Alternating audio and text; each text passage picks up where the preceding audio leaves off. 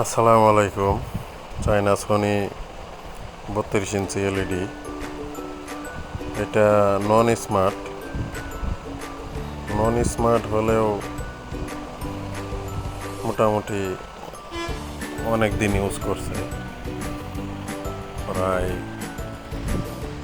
4 বছর 4.5 বছর ইউজ করছে।